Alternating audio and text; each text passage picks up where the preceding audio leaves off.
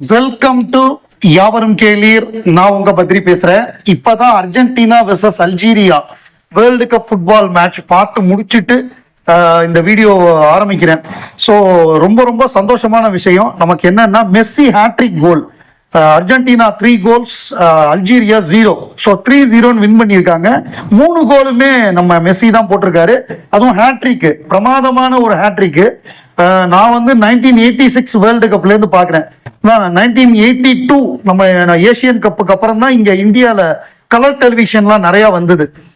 இந்திரா காந்தி வந்து வரியை கம்மி பண்ணி சிங்கப்பூர் துபாயிலேருந்து 50,000 கலர் டெலிவிஷனை இறக்குமதி பண்ணாங்க. நம்ம வந்து 82ல வந்து நமக்கு மாஸ்காட் வந்து அப்போ வந்து அப்பக்குட்டின்னு சொல்லி எலிஃபென்ட். ஸோ அப்போ வந்து கலர் டெலிவிஷன் வந்தது. அது வந்து பயங்கர பரபரப்பான காலகட்டம். 86ல் வந்து நமக்கு வேர்ல்டு கப் ஃபுட்பால் லைவ் பண்ணாங்க. அப்போ வந்து மேரடோனா விளையாண்டு அப்பையும் மெக்சிகோலலாம் நடந்தது. அர்ஜென்டினா ஜெயிச்சாங்க. அதுலேருந்தே நம்ம மேரடோனா அர்ஜென்டினா ஃபேனு. அதுக்கப்புறம் தொடர்ந்து அவங்கள ஃபாலோ பண்ணுறோம். 22ல் திருப்பி அர்ஜென்டினா ஜெயிச்சாங்க.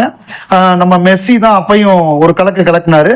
இப்போ 2026ல் கரண்ட்ல வந்து பிரமாதமாக விளையாண்டு முதல் மேட்ச் ஓப்பனர் மேட்ச்ல வந்து ஹேட்ரிக் கோல் போட்டு ஆரம்பிச்சிருக்காரு மெஸ்ஸி. பார்ப்போம் இந்த வேர்ல்டு கப்பை டிஃபெண்ட் பண்றாங்களா வேர்ல்டு சாம்பியன்ஸ் அப்படிங்கிறத பொறுத்து இருந்து பார்ப்போம். ஆனால் இன்னைக்கு மார்னிங்கே 6:30 மணிக்கு எந்திரிச்சு அந்த மேட்சை பார்த்தது வந்து ரொம்ப ரொம்ப ஒரு ஃபுல்ஃபில்லிங்காக இருந்தது. ஒரு அர்ஜென்டினா ஃபேனா, ஒரு மெஸ்ஸி ஃபேனா அதை பார்த்தது வந்து, அதுவும் ஹேட்ரிக் போட்டதுங்கிறது ரொம்ப பிரமாதமா இருக்கு. ஃபர்ஸ்ட் ஹாஃப்ல 1 கோல், செகண்ட் ஹாஃப்ல 2 கோல். சிதம்பரம் மஞ்சுமல் பாய்ஸ் எடுத்தவர். இப்ப அவருடைய பாலன் அப்படிங்கிற படம் வரப்போகுது, விரைவில் ரிலீஸ் ஆக போகுது. சிதம்பரத்தை பொறுத்தவரை அவர் தீவிரமான கமல் ரசிகர். மஞ்சுமல் பாய்ஸ்லயே வந்து கண்மணி அன்போடு அந்த ரெஃபரன்ஸை வச்சு அந்த படத்தை வேற லெவல்ல ஒரு டாக்குமெண்ட்ரி படமா வந்திருக்க வேண்டியதை வந்து ஒரு கமர்ஷியல் ஹிட் ஆக்கி அந்த படம் மிகப்பெரிய வசூல் சாதனை புரிந்தது.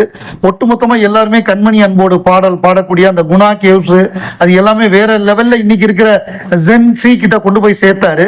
அப்படிப்பட்டவர். அவர் வந்து உலகநாயகனை மீட் பண்ணியிருக்காரு பலமுறை. அதுல குறிப்பா வந்து அவர் எதை சொல்றாருன்னா, ரொம்ப சந்தோஷமா சிங்கீதம் சீனிவாசராவுக்கு வந்து உலகநாயகன் கமலஹாசன் ஒரு பாராட்டு விழா அபூர்வ சிங்கீதம்னு எடுத்திருந்தாரு. அந்த பாராட்டு விழாவில் கலந்துக்கிறதுக்கு எனக்கு அழைப்பு வந்தது. நான் அதுல வந்து ராஜ்கமல் தயாரித்த சிங்கீதம் சீனிவாசராவ் டைரக்ட் பண்ண அந்த படங்களை வந்து நான் அவரோட சேர்ந்து உட்கார்ந்து பார்க்கக்கூடிய ஒரு வாய்ப்பு எனக்கு ரொம்ப கிடைச்சது. அது வந்து ரொம்ப ரொம்ப சந்தோஷம். அது மட்டுமல்லாமல் இப்ப வந்து 4Kல வந்து மருதநாயகமோடைய எடுத்ததை வந்து 4Kல டெவலப் பண்ணியிருக்காங்க. லேட்டஸ்ட் சவுண்டோட 4K டெக்னாலஜில அதை வந்து எனக்கு போட்டு காமிச்சார் மருதநாயகத்தை. அதை வந்து கமல் சாரோட பக்கத்துல உட்காந்து பெரிய ஸ்கிரீன்ல பார்த்ததை என்னால மறக்கவே முடியாது. அப்படி ஒரு அனுபவத்தை வந்து கமல் சார் எனக்கு கொடுத்துருக்காரு. எப்பொழுதுமே அவர் வந்து என்ன மாதிரி பிலிம் மேக்கர்ஸுக்கு வந்து உலகநாயகன் கமலஹாசன் வந்து ஒரு மாபெரும் இன்ஸ்பிரேஷன் அப்படின்னு சொல்லி உலகநாயகன் கமலஹாசனுக்கு வந்து நம்ம சிதம்பரம் புகழாரம் சூட்டியிருக்காரு. அது பரத்வாஜ் ரங்கன், அவர் ஒரு கமல் ஃபேனு, இவர் ஒரு கமல் ஃபேன். 2 பேரும் சேரும் பொழுது அவரை உலகநாயகனை பத்தி பேசாம இருப்பாங்களா? டெக்னாலஜி அப்படிங்கிறது நம்ம படங்கள்ல ரொம்ப ரொம்ப முக்கியம்.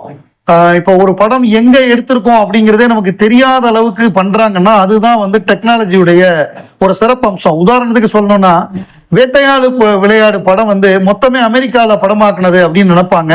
ஆனா அங்க ஒரு சில சீன் மட்டும்தான் நாங்க எடுத்திருந்தோம். ஹோட்டல், ஆக்ஷன் காட்சி, இன்டீரியர் எல்லாமே சென்னையில செட்டு போட்டு தான் எடுத்தோம். பல பேர் என்கிட்ட இந்த படம் அமெரிக்கால ஷூட் பண்ணியிருக்காங்க, இதுல கலை இயக்குனரா நீங்க செஞ்சது என்னன்னு கேட்டாங்க. இதுதான் ஒரு கலை இயக்குனரோட வெற்றின்னு நினைக்கிறேன்னு அந்த தயாரிப்பு வடிவமைப்பாளர், அதாவது ப்ரொடக்ஷன் டிசைனர்னு சொல்லுவாங்க, ராஜீவன் கேட்டிருக்காங்க. சார் எல்லாமே அமெரிக்கால போய் எடுத்திருக்காங்க, இதுல உங்களுக்கு என்ன சார் வேலை? அப்படி அப்படியே தானே எடுத்திருக்காங்க, நீங்க இதுல வேலையே பார்க்கலையே அப்படிங்கிற மாதிரி சொல்லியிருக்காங்களாம். அதுதான் அவர் சொல்லியிருக்காரு, எப்பா அங்க ஒரு சில சீன் மட்டும் தான்ப்பா எடுத்தோம், அதே மாதிரி இங்க நாங்க மேட்ச் பண்ணி இங்க தான் எடுத்திருக்கோம், இந்தியாவில தான் எடுத்திருக்கோம். அதுதான் ஒரு ஆர்ட் டைரக்டருக்கு கிடைக்கிற ஒரு சேலஞ்சு அப்படிங்கிறத வந்து நம்ம ஆர்ட் டைரக்டர் ராஜீவன் சொல்லியிருக்காரு. அவர் கௌதம் மேனன் படங்கள் எல்லாத்துக்குமே அவர் தான் ஆர்ட் டைரக்டர். பிரமாதமா இருக்கும் அவருடைய ஒர்க்கு. வேட்டையாடு விளையாடல கேட்கவே வேண்டாம், எது செட்டு எது ரியல்னே நம்மளால கண்டுபிடிக்கவே முடியாது, அவ்வளவு பிரமாதமா ஒர்க் பண்ணியிருப்பாரு. ஆக்டர் ஜெயராம் இவருடைய ஆரம்ப காலத்துல வந்து ஒரு படமோ 2 படமோ தான் நடிச்சிருந்தாரு. அதுக்கப்புறம் உலகநாயகன் கமலஹாசனோட சாணக்கியன் படம் நடிச்சாரு. முதல்ல வந்து அந்த சாணக்கியன் படத்துல வந்து மம்முட்டி நடிக்கிறதா இருந்துதான். ஸோ மம்முட்டி நடிக்க போறாரு அப்படின்னு சொன்னாங்களாம். ஒரு 2 months 3 months கழிச்சு பாக்குறப்ப எல்லாமே மாறி இருந்துதான். நிறைய கேரக்டர்ஸ் ஆள மாத்திருந்தாங்களா, அதுல ஜெயராம் உங்க கேரக்டர் நீங்க தான் பண்றீங்க, ஆனா கமல் சார் பண்ண போறாரு ஹீரோவா அப்படின்னு உடனே இவருக்கு பயங்கர குஷியாம். ஏன்னா இவர் வந்து ஸ்கூல் காலேஜ் படிக்கும் பொழுதே தீவிர கமலஹாசன் ரசிகரா இருந்திருக்காரு. வீடு ஃபுல்லா கமல் சாரோட போட்டோஸ் தான் இருக்குமா. அதுவும் இவர் வந்து எப்படின்னா தெலுங்கு படங்கள் தமிழ் படம் எதுவுமே வித்தியாசம் இல்லாம கமல் படம்னா முத நாளே போய் பார்க்கக்கூடிய ஒரு தீவிர ரசிகரா இருந்திருக்காரு. அப்படி அவர் பார்த்த படங்கள் அப்படின்னு பார்த்தோம்னா அதுல குறிப்பா அவருக்கு ரொம்ப பிடித்த படம் நம்ம தேரே மேரே பீச்சுமே ஏஜே கேலியோட ஒரிஜினல் படம் இருக்குல்ல, மரோ சரித்ராவெல்லாம் ரிப்பீட்டடா பல முறை வந்து தியேட்டர்ல பார்த்திருக்காரு. அதுக்கப்புறம் அவரு எப்படி கமல் சாரோட ஃப்ரெண்ட்ஷிப் வந்து நிலைச்சு நிக்குது அப்படின்னா, படம் பண்ணலனாலும் படம் பண்ணலாலும் கமல் சார் ஃப்ரெண்டா இருப்பாராம். இவர் எப்படின்னா மிஸ்யூஸ் பண்ண மாட்டாராம் ஃப்ரெண்ட்ஷிப்பை. இவர் ஒரு நல்ல ஜோக்கு, ஒரு நல்ல சம்பவம், ஏதாவது ஒரு அவார்டு கிடைச்சதுன்னா கமல் சாருக்கு ஃபோன் பண்ணி சொல்லுவாராம், சார் எனக்கு இந்த மாதிரி அவார்டு கிடைச்சிருக்கு சார், இந்த மாதிரி ஒரு விஷயம் நடந்திருக்கு, இப்படி ஒரு ஜோக்கு அப்படின்னு சொல்லுவாராம். ஸோ அதனாலதான் தொடர்ந்து அது தெனாலியா இருக்கட்டும், பஞ்சதந்திரமா இருக்கட்டும், உத்தம வில்லனா இருக்கட்டும், அதுக்கப்புறம் அவருடைய பையன் நடிக்கிறதா இருக்கட்டும், விக்ரம் படத்துல கமல் சாரோட பையனா, இந்த மாதிரி தொடர்ந்து அவரோட எப்போதுமே இப்போ கூட அடிக்கடி பேசுவாராம். ஜெயராம் வந்து கமல் சாரோட இப்பொழுதும் நட்பு உண்டு, ஏன் நான் என் நட்பு நினைச்சிருக்க காரணம் நான் அதை மிஸ்யூஸ் பண்ண மாட்டேன் அப்படிங்கிறத அவர் சொல்லியிருக்காரு. அந்த பாண்டு கமல் சார் ஜெயராம் சாருடைய பாண்டுங்கிறது லாங் லாஸ்டிங் பாண்டு. கிட்டத்தட்ட 1988-89 சாணக்கியன் வந்த காலத்துல இருந்து இன்னும் அந்த நட்பு இருக்குன்னா பெரிய விஷயம். வின்சென்ட் அசோகனுடைய பையன் கமல் சார் வந்து அசோகன் சாரோட எல்லாம் நடிச்சிருக்காரு. அவருடைய அலாவுதீனும் அந்த அற்புத விளக்கும் அந்த படத்துல வந்து அந்த பூதமா நடிச்சது வந்து அசோகன் தான். அதுல அசோகனுடைய அந்த ஸ்லாங், அவர் பேசுற விதமே பெருமளவு ரசிக்கப்பட்டது. அந்த ஆலம்பனா அப்படின்னு அவர் சொல்றது அது எல்லாமே நல்லா இருக்கும்.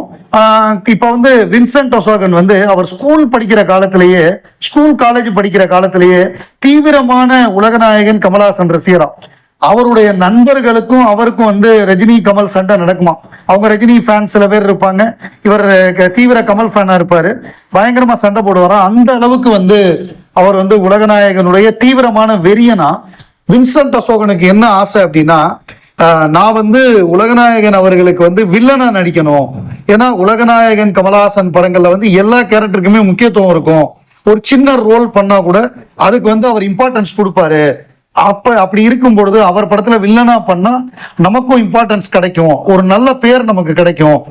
இப்ப நீங்க கமல் சார் படத்தை எடுத்துக்கிட்டீங்கன்னா அது டெல்லி கணேஷா இருக்கட்டும், நாசரா இருக்கட்டும், ஜெயராமா இருக்கட்டும், யாரா இருக்கட்டும், ஊர்வசியா இருந்தாலும் அது கதாநாயகியா இருக்கலாம், ஒரு எஸ்.என். லட்சுமி பாட்டியா இருக்கலாம், ஒரு சீன்ல வரக்கூடிய ஆளா இருக்கலாம், எல்லாருக்குமே முக்கியத்துவம் கொடுப்பாரு.